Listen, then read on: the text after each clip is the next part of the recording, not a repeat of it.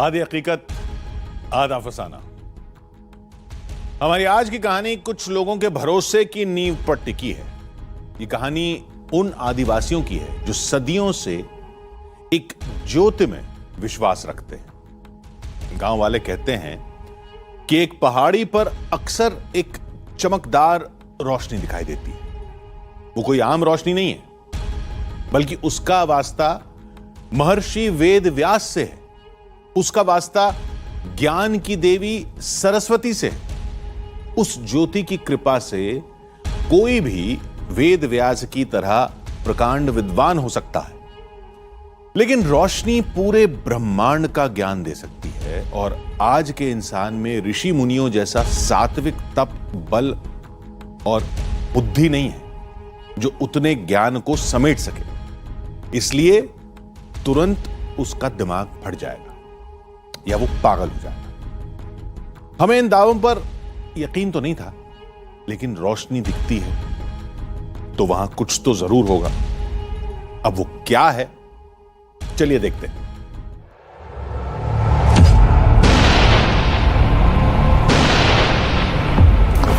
जहां अलौकिक रोशनी के होने का दावा है, यह हैरान करने वाला है।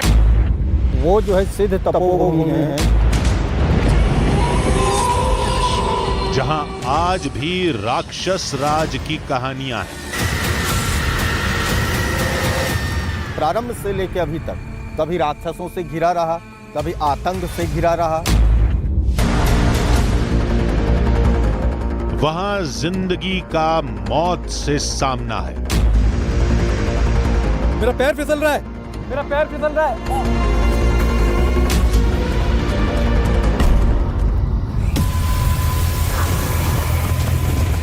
एक तेंदुआ आके जो है एक बच्चे को पकड़ के ले गया और खा दिया। सांसें थामने वाले सफर से गुजरकर मेरी तो सांस अटकने लगी है जैसे भालू को देखा है। मुसीबतों से टकराकर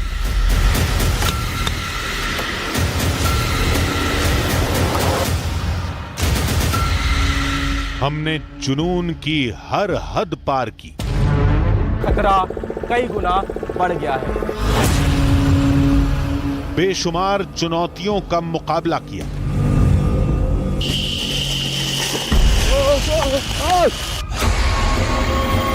आज हमारे साथ वहां चलिए जहां कोई नहीं जाता। जो गया वो उसकी भारी कीमत चुकाता है।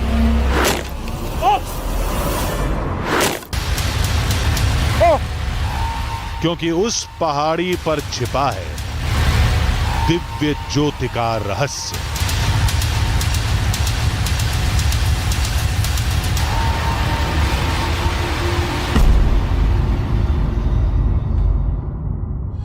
अभी जो कुछ आपने देखा वो दरअसल इस कहानी का छोटा सा ट्रेलर था।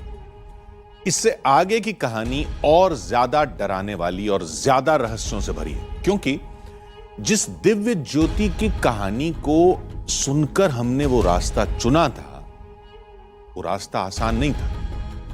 हमने अपने जुनून की वजह से कदम आगे तो बढ़ा दिए थे, लेकिन हर एक कदम हम पर भारी पड़ रहा था। तो आखिर कैसा क्या हुआ हमारे साथ? क्या ये सफर हमारी जिंदगी में कभी ना भूलने वाला सफर बन गया? क्या वहां मां सरस्वती की ज्योत वाकई है तो मां उस रूप में कैसी दिखती हैं? आज आधी हकीकत आधा फसाना में हम आपको यही दिखाने वाले हैं।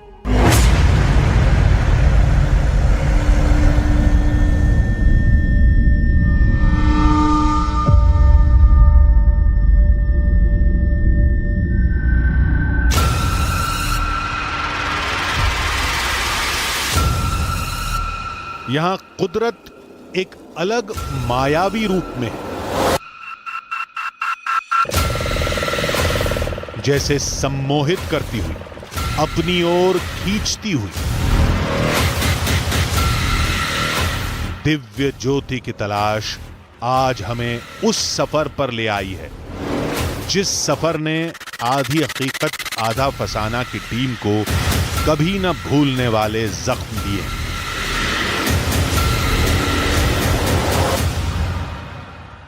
अगर हम आपसे कहें कि आप कौन से मंदिर जाते हैं, कौन से तीर्थ जाते हैं, तो आप उन जगहों के नाम बताएंगे जहां पर हजारों लोग जाते हैं या फिर उन जगहों के बारे में पूरी दुनिया जानती है।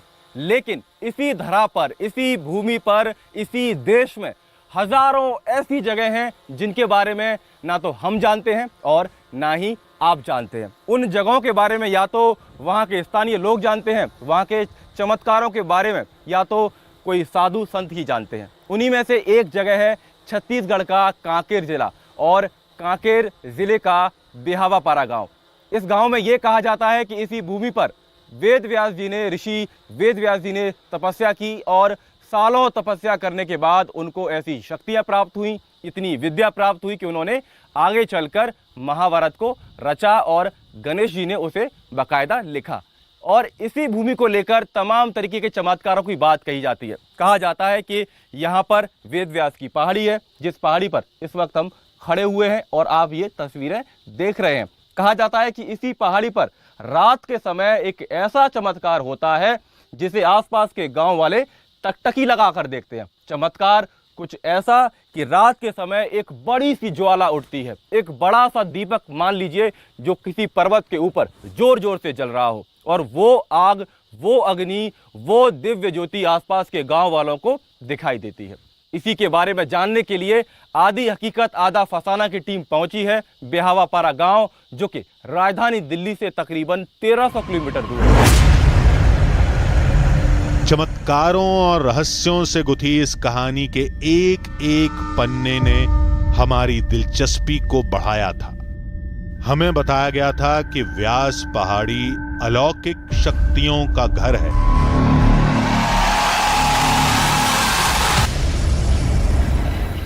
वो जो है सिद्ध तपोभूमि है और वहाँ सबसे पहले बात की जो ब्रह्म ज्योति या जो ज्वाला जो जलता है वो सबसे बड़ा अद्भुत है। ज्वाला के साथ वहाँ पे शंख, झालर, घंटा ये स्वमेव बजने लगते हैं। ऐसी शक्तियां जो इंसान की समझ के पार। अगर उस पहाड़ में कोई चला गया, मतलब इस पीठ में जो है कोई आ गया, व्यास पीठ में, अगर किसी को प्यास लगा है, अगर जल की व्यवस्था नहीं है, तो स्वमेव कहीं पे जो है तालाब प्रकट हो जाना, फिर आदमी उसमें स्नान करते हैं, जल पान करते हैं, फिर वो तालाब का दृश्य हो जाना। या गुफा के अंदर जो है कभी किसी लोगों को जो है घुसा देता है प्रभु, तो वहाँ पे अनेकानेक शस्त्र का होना, ऐसे बहुत सारे वहाँ की चमत्कारिक दृष्टि हैं। दावा तो ये भी था कि वेद विशारद और महाभारत के रचयिता वेद व्यास को मां सरस्वती ने उसी स्थान पर आशीर्वाद दिया था। मां सरस्वती वहां पर दिव्य ज्योतिपुंज ब्रह्म ज्योति के रूप में जो है स्थित है, जिनका आज भी प्रत्यक्ष वहां पर दर्शन होता है। धार्मिक आस्था से जुड़ी कहानियों में अक्सर किसी न किसी चमत्कार का दावा जरूर होता है। वैसा ही इस कहानी में भी था, लेकिन जो अलग था वही हमें कांकेर के इन बीहड़ों तक खींच लाया था।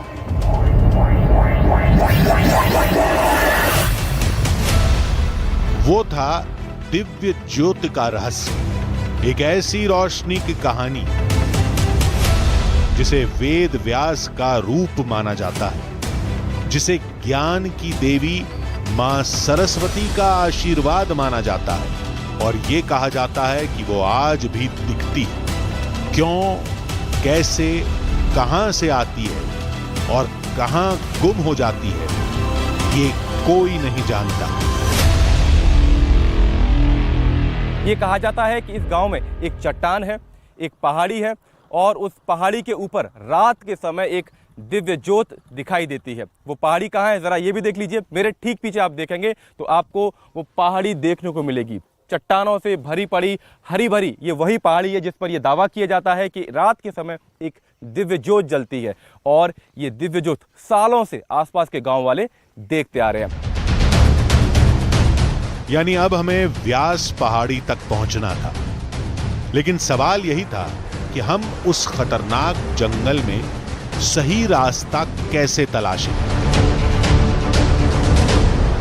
नदी किनारे से अपन चढ़ेंगे तो हाँ, पानी वगैरह पीने के लिए विचरण करते हैं तो ज़्यादा खतरा उधर से महसूस होता है। तो अपन जो है तो गांव की तरफ से क्या है कि गांव के जो खेती खार है वो लगा हुआ है, तो आदमी जो है तो इधर फैले हुए रहते हैं, तो फिर जानवर की बहुत कम खतरा रहता है। हमें देखनी हो दिव्य ज्योत तो कैसे दिखाएंगे?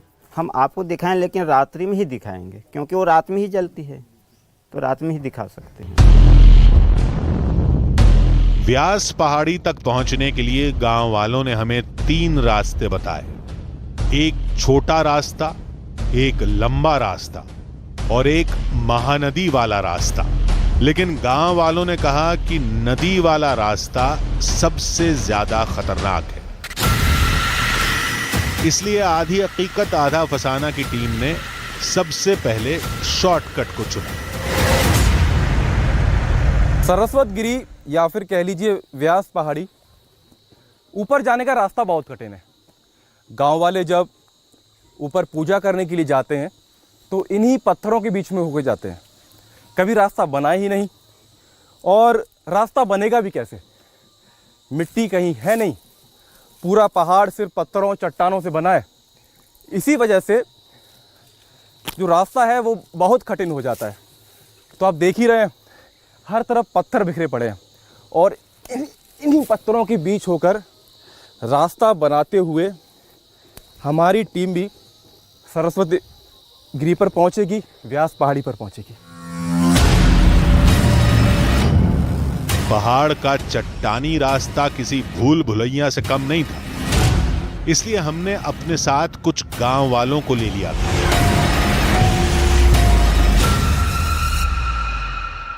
व्यास पहाड़ी दंडकारण्य जंगल का हिस्सा है, और जंगल है तो तमाम तरीके के खतरे भी हो सकते हैं। इसीलिए अकेले जाने की हमारी हिम्मत नहीं हुई, तो गांव वालों का सहारा लिया। गांव वालों ने कहा कि हम आपके साथ चलेंगे और आपको दिखाएंगे कि व्यास पहाड़ी पर आखिर किस जगह दिव्य ज्योति जलती है। इसलिए सभी गांव वालों के साथ अब हम भी व्यास पहाड़ी के ऊपर चलने के लिए तैयार हो गए हैं, और अब चढ़ाई हमने शुरू कर दी है।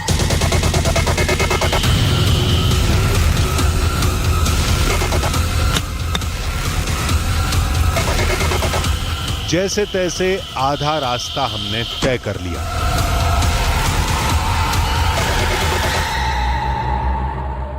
व्यास गुफा की तरफ बढ़ते हुए हमने तकरीबन आधा रास्ता पूरा कर लिया है, और ये बड़ी बड़ी चट्टानें आप देखकर समझ सकते हैं कि कितना कठिन ये रास्ता है, कितना कठिन ये सफ़र है, क्योंकि हर तरफ आपको सिर्फ बड़ी बड़ी चट्टानें देखने को मिलेंगी, और इन्हीं चट्टानों को पार करते हुए हमें व्यास गुफा तक जाना है, जो कि व्यास पहाड़ी सरस्वत गिरी के एकदम ऊपर बताई जाती है। और तकरीबन 3 किलोमीटर की चढ़ाई हम इस वक्त कर चुके हैं, और अभी इतनी ही चढ़ाई और बाकी है।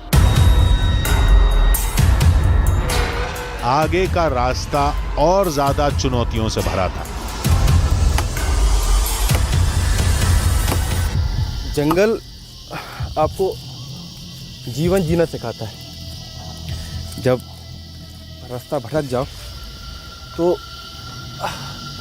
रास्ता आपको खुद ही बनाना होता है, और यही जंगल की सीख होती है। अभी तक सब कुछ वैसे ही चल रहा था जैसा हमें बताया गया था, कि तभी विशाल पहाड़ ने हमारा रास्ता रोक लिया। ये तस्वीर देखिए, सीधा आपको पहाड़ देखने को मिलता है, और अब गांव वाले कह रहे हैं कि आपको इसी पहाड़ से चढ़ना है। हमने तो कभी पहाड़ चढ़ा नहीं, क्या होगा, कैसे जाएंगे आगे? पहाड़ में रस्सी के सहारा हमको चढ़ना पड़ता है। आप लोग यहाँ से रस्सी के सहारे जाते हैं? हाँ जी, रस्सी के सहारा जाते हैं। हम तो हमारे लिए तो मुश्किल हो जाएगी, हम कैसे जाएंगे? अरे आप भी रस्सी के सहारा से चढ़ देना, आपके लिए भी रस्सी का व्यवस्था करेंगे। गांव वाले तो इस पहाड़ पर चढ़ सकते थे, लेकिन हमारे लिए इसे पार करना असंभव था, इसलिए रस्सी का बंदोबस्त किया गया। ये रस्सी जुगाड़ी गई है, और गांव वालों का कहना है कि वे हमेशा जब पहाड़ी पर चढ़ने की कोशिश करते हैं इसी तरीके से अपने साथ रस्सी लेकर चलते हैं। तो अब हम ये रस्सी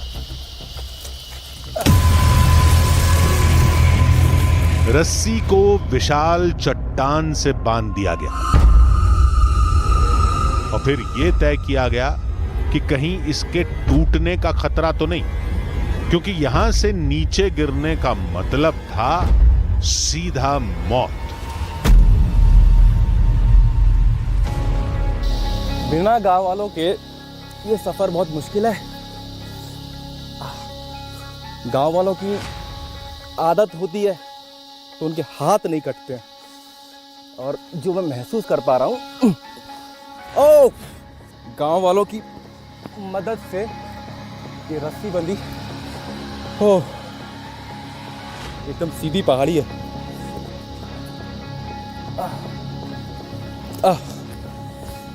अगर थोड़ा भी पैर फिसला तो मैं नीचे गिर जाऊंगा। अगले ही पल मुसीबत ने हमारे कदमों को जकड़ लिया। मेरा पैर फिसल रहा है, मेरा पैर फिसल रहा है।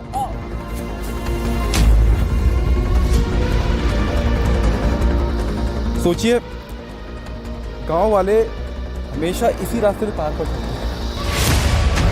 हैं। जैसे तैसे रस्सी के सहारे मुसीबत पार हुई, लेकिन अब हमारी नादानी हम पर भारी पड़ गई, क्योंकि हमारे पास पानी खत्म हो चुका था। प्यास लगी है, पानी खत्म हो गया है और घने जंगल में पानी का कोई स्रोत भी नहीं है। हमें डिहाइड्रेशन का खतरा था, लेकिन कुएं में जो पानी था वो हमें और बीमार कर सकता था। अब जंगल के पानी के सहारे हैं, लेकिन दुविधा यह है कि पी सकते हैं पानी क्या? ना, ये पानी पीने लायक नहीं है। अचानक पानी की कमी के असर ने अपना रंग दिखाना शुरू कर दिया।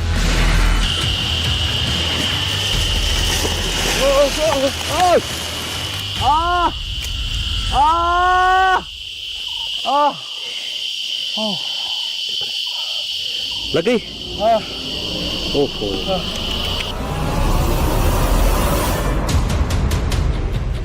दिमाग अब काम करना बंद कर चुका था। थकान ने पूरे शरीर को निढाल कर दिया था कि तभी हमें लगा कि हमने कोई गलत रास्ता चुन लिया है, क्योंकि हमारे आसपास सिर्फ हमारी टीम थी। हमारे साथ आए गांव वाले न जाने कहां गुम हो गए थे, लेकिन अचानक वो कहां चले गए? कहीं किसी अनहोनी का शिकार तो नहीं हो गए या जानबूझकर भाग गए? हम ये सोच ही रहे थे कि अचानक मौत हमें छू कर निकल गई। आधी हकीकत आधा फसाना की टीम बाल बाल बची थी। हम पर तीर कौन चला रहा था और क्यों चला रहा था, हमला हो गया है, हमला हो गया। ये हमारी समझ से बिल्कुल परे था, लेकिन इतना जरूर समझ आ गया था कि ये जो भी हैं वो ये नहीं चाहते कि हम वेद व्यास की पहाड़ी तक पहुंचें, मां सरस्वती की ज्योत का रहस्य सुलझाएं।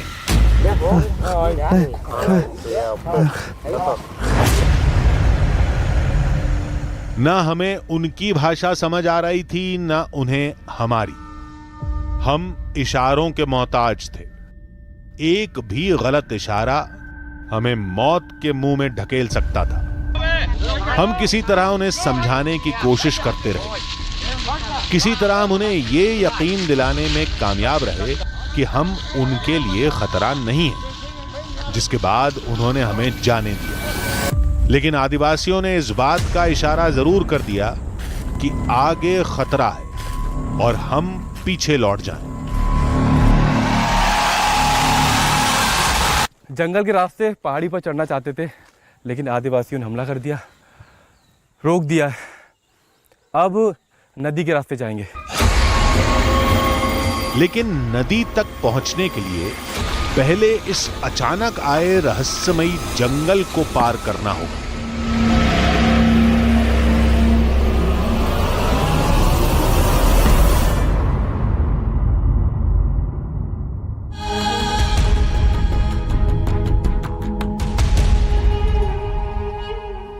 लेकिन आगे का रास्ता पार करना क्या इतना आसान था? यह सवाल इसलिए क्योंकि न तो हमारे पास पानी था, न ही खाने का कोई दूसरा सामान। हमें यह भी नहीं जानते थे कि नदी के किनारे तक पहुंचने के लिए हमें अभी और कितने किलोमीटर का सफर तय करना है। रास्ते में क्या क्या खतरे आएंगे यह भी नहीं पता था। हम अब तक जितनी मुसीबतों का सामना कर चुके थे, उन्होंने हमारे हौसले को खत्म तो नहीं किया था, लेकिन हां, उसे डगमगा जरूर दिया था। हमारी टीम ने यह ठान लिया था कि भले ही हमें आदिवासियों ने आगे बढ़ने से रोक दिया, लेकिन हम व्यास पहाड़ी और दिव्य ज्योति की कहानी का पता लगा कर रहेंगे, और यही हमारी सबसे बड़ी भूल साबित हुई।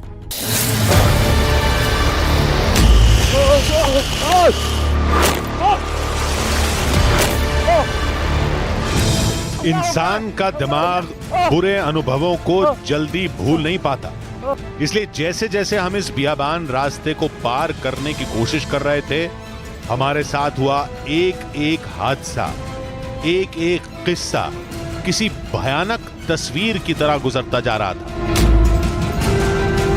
भले ही आदिवासियों ने हमें छोड़ दिया था, लेकिन हमें तो यह भी बताया गया था कि रास्ते में और कैसे कैसे खतरों का सामना करना पड़ सकता है। ये जो व्यासपीठ, ये जो पहाड़ है, ये बहुत ऊंचा में है, और ज्योति पुंज तो दिन को जलता नहीं है, वो रात को ही प्रज्वलित होता है। अब जब रात को प्रज्वलित होता है तो उस पहाड़ पे जो है भालू, तेंदुआ, चीता, ये सब जानवरों की वहाँ पे जमवाड़ा है, तो वहाँ पे देखने कौन जाए? यानी अब अगर किसी जंगली जानवर से सामना हुआ तो उससे कैसे बचेंगे? क्योंकि यहां न तो साथ देने के लिए गांव वाले थे, और न ही हमारे पास कोई ऐसा हथियार जिससे हम खुद को बचा पाते। व्यास पहाड़ी और उस दिव्य ज्योति की कहानी को समझने के लिए कितनी और मुसीबतों का सामना करना होगा, यह बात हमारी समझ से परे जा चुकी थी।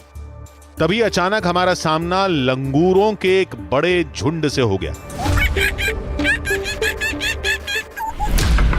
यह झुंड इतना बड़ा था कि हम पर हमलावर भी हो सकता था, लेकिन शायद वो हम पर हमले के मूड में नहीं थे, बल्कि वो हमें किसी अनजान खतरे से आगाह कर रहे थे।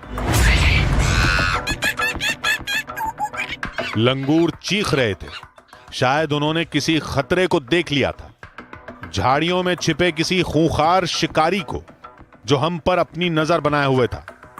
और तभी हमारा सामना एक विशालकाय भालू से हो गया। जैसा अंदेशा था वही हुआ। गांव वालों ने कहा था कि पहाड़ पर ऊपर आपको जंगली जानवर देखने को मिलते हैं। भालू नीचे उतर आया है। ये देखिए, ये देखिए, खतरा बहुत ज़्यादा है। यहाँ पर पीछे हटना होगा यहाँ से, क्योंकि जंगली जानवर है, हमला कर सकता है। और ये लगातार कहा जाता है कि इस पहाड़ी के ऊपर कई तरीके के जंगली जानवर रहते हैं जो शाम के समय नीचे उतरते हैं। किसी इंसान की मौजूदगी को भालू कई किलोमीटर दूर से महसूस कर सकता है, और यह भालू तो हमसे महज कुछ मीटर की दूरी पर था। कुछ भी हो सकता था। भालू घूर रहा है और अब पीट करके वापस जाता हुआ। तो अब एक बार ये चला जाएगा, ये देखिए बार बार रुक रहा है। एक बार जब चला जाएगा तो फिर से दोबारा से हम आगे का सफ़र तय करेंगे।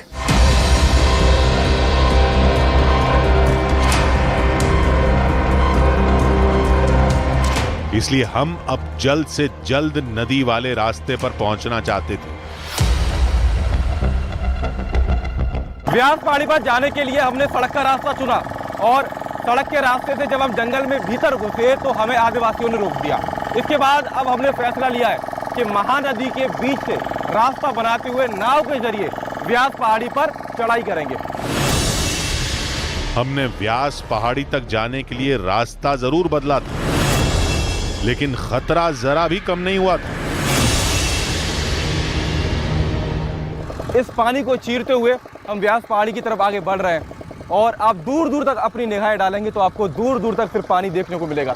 और हमारी मंजिल की तरफ जब हम बढ़ रहे हैं तो हमारे मन में यही है, क्योंकि आम रास्ते से जब आप जाते हैं तो उस रास्ते पर लोग मिलते हैं, खतरा कम होता है, लेकिन क्योंकि ये रास्ता नदी के होते हुए है और नदी से जब आप किसी टापू पर पहुंचते हैं तो वहां पर जंगली जानवर भी हो सकते हैं और ऐसे में ये खतरा ज्यादा है। हालांकि नदी का पानी देखकर हमारे भीतर एक नई ऊर्जा जरूर आ गई थी। ब्याहवापारा या कांकेर जिले का कोई भी गांव हो, हर तरफ से आपको महानदी एक समुद्र के रूप में दिखाई देती है और कुछ ऐसा विहंगम दृश्य आपको देखने को मिलता है। एक विशाल दृश्य देखने को मिलता है, चारों तरफ पानी और पानी के किनारे पर आपको बड़ी बड़ी ऊंची ऊंची चट्टानें आपको देखने को मिलती हैं और इन्हीं चट्टानों में से एक है व्यास पहाड़ी। महानदी की तेज लहरों में बहती नाव बुरी तरह हिल रही थी। हम मना रहे थे कि बस एक बार किसी तरह ये रास्ता पार हो जाए, क्योंकि अगर नाव पलट गई तो फिर हम न जाने कहां समा जाएंगे। सबसे बड़ी दिक्कत ये, क्योंकि नदी में है, लाइफ जैकेट हमारे पास नहीं है, कुछ भी हो सकता है और ये नदी कई दर्जन फीट गहरी बताई जाती है। ऐसे में जान जाने का भी खतरा है और दूसरी तरफ ये तो पानी है, लेकिन जब पहाड़ पर चढ़ेंगे तो यहाँ खतरा दोगुना हो जाएगा, क्योंकि ये पहाड़ का वो हिस्सा बताया जाता है जहाँ पर आमतौर पर गांव वाले या आसपास के लोग नहीं जाते और जब आसपास के लोग वहाँ पर नहीं जाते तो वहाँ पर जंगली जानवर अपना बसेरा बना लेते हैं। इस लिहाज से इस तरफ से जाने में खतरा कई गुना बढ़ गया है।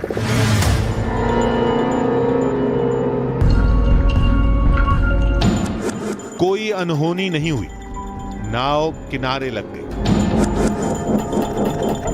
तो महानदी होते हुए हम व्यास पहाड़ी पहुंच चुके हैं और ये व्यास पहाड़ी का वो हिस्सा है जो आधे से ज़्यादा पानी में डूबा हुआ है और अब यहाँ पर खतरा ज़्यादा है, क्योंकि हम लगातार जो आपको बता रहे हैं कि ये वो हिस्सा है जहाँ से आमतौर पर लोग और गांव वाले नहीं जाते हैं। और अब हम व्यास पहाड़ी के इस छोर से चढ़ाई करने वाले हैं और उस गुफा तक जाएंगे जहाँ पर ये कहा जाता है कि रात के समय एक दिव्य ज्योत जलती है। कुछ देर के सफर के बाद अचानक हमने वो देखा जिसका हमको यकीन नहीं था। ये वही रास्ता था जो हमारे साथ हुए हादसे के बाद अचानक गायब हो गया था। सरस्वत गिरी या व्यास पहाड़ी, आप जो चाहे से कह लीजिए। व्यास पहाड़ी के ऊपर कई सारी गुफाएं हैं, लेकिन सबसे कठिन और जटिल रास्ता व्यास गुफा के पास पहुंचने का है, क्योंकि ये गुफा व्यास पहाड़ी पर बाहर की तरफ है, चट्टानों के बीचों बीच है। इसीलिए यहाँ पर गांव वाले भी कम आते हैं और जैसे ही जब शाम ढलती है तो जंगली जानवरों का खतरा भी यहाँ पर बढ़ जाता है। कुछ घंटों की तलाश के बाद हमें एक गुफा दिखाई दी। क्या यही महर्षि वेद व्यास की गुफा थी? क्या यहीं उन्होंने तपस्या की थी? रोमांच से रोंगटे खड़े हो रहे थे। तो आखिरकार हम पहुंच गए हैं व्यास पहाड़ी के ऊपर, व्यास गुफा के एकदम भीतर। और शायद जो दावा किया जाता है कि इसी पहाड़ी से एक लौ दिखती है, एक दिव्य ज्योति दिखाई देती है। भीषण गर्मी के समय में भी ये गुफाएं बेहद शीतल रहती हैं, बेहद ठंडी रहती हैं। लेकिन अगर आप इन गुफाओं को देखेंगे तो आप डर सकते हैं। डर इसलिए सकते हैं क्योंकि इन गुफाओं के आसपास कुछ ऐसे रास्ते यहाँ पर देखने को मिल रहे हैं जो कहाँ तक जाते हैं किसी को नहीं पता। गांव वाले कहते हैं कि इन गुफाओं में वे एक सीमित दायरे तक ही भीतर जा पाते हैं। अंत में ये गुफाएं काफी गहरी बताई जाती हैं। हालांकि इस पूरे इलाके में ये कहा जाता है कि भालुओं की तादाद बहुत ज्यादा है और ऐसे में इस बात से बिल्कुल हैरानी एक तरीके से उसको नकारा नहीं जा सकता कि यहाँ पर भालुओं की मौजूदगी हो, क्योंकि इन गुफाओं के भीतर ही कई भालू पहले देखे गए हैं और ये दावा गांव वाले करते हैं। गुफा के अंदर हम आगे बढ़े तो हमारी मुलाकात एक शख्स से हुई जिसने हमें वेद व्यास गुफा से जुड़ी चौंकाने वाली कहानियां बताई। वो ज्योत जो दिखाई देती है वो ऊपर से पहाड़ी पर आके दिखाई देती है, ऐसे गांव में से ही दिखाई देती है? गांव में से भी देखते हैं, ऐसे पहाड़ी भी तो आके नहीं देखे हैं, गांव से दिखता है। इस जंगल में कौन कौन से जानवर हैं, किस तरह के जानवर हैं? यहाँ भालू भी है, चीता भी है और कई प्रकार के जानवर हैं। लोग ऐसा मानते हैं कि इसी वेदव्यास की पहाड़ी पर यहाँ पर वेदव्यास जी ने तपस्या की और अब इस गुफा के आसपास से ही एक दिव्य ज्योत दिखाई पड़ती है जो रात के समय एक लौ बनकर इस पहाड़ी के ऊपर से ऐसे उठा करती है। बड़ा कैमरा गुफा के ज्यादा अंदर तक नहीं जा सकता था, लिहाजा छोटे कैमरे के सहारे हमने गुफा का वीडियो बनाना जारी रखा। यहाँ पर इतनी ही जगह है कि एक आदमी जा सकता है, तो अब हम इसके अंदर जाने की कोशिश कर रहे हैं।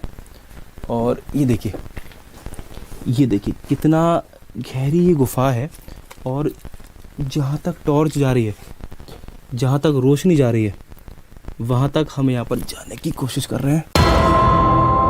कुछ वक्त पहले ही हम भालू से बचे थे और यहां भी भालू के होने का खतरा था। गुप्त अंधेरा है, जिसे गुप्त अंधेरा कहते हैं। ये खतरनाक हो सकता है क्योंकि यहाँ पर कहा जाता है कि कई तरह के जानवरों का निवास हो सकता है। हमें लौटना पड़ेगा यहाँ से क्योंकि इसके आगे नहीं जा पाऊंगा।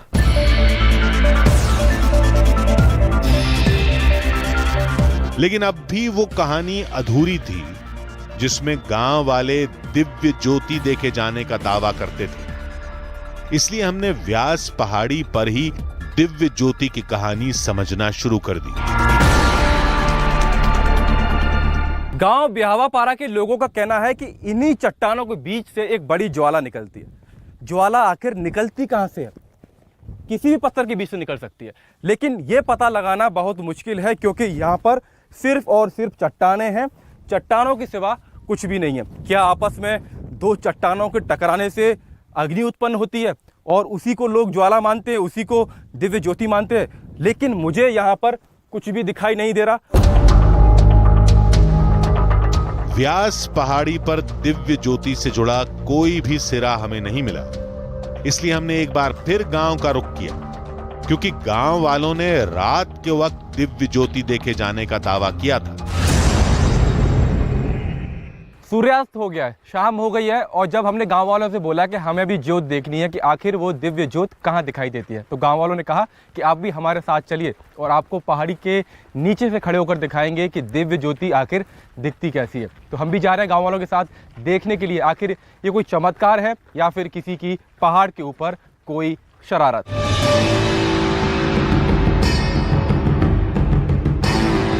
शाम जैसे जैसे ढलती गई, गांव वालों का जमावड़ा बढ़ता गया। हर किसी को मां सरस्वती की ज्योत स्वरूप का दर्शन करना था। दिव्य ज्योत कहाँ दिखाई देती है आप लोग को? पहाड़ी के ऊपर दिखाई देते हैं ज्योत। इधर कम से कम 100 साल से 1000 साल हुई, पर हम भी नहीं जाने, पहले से ज्योत जलता था।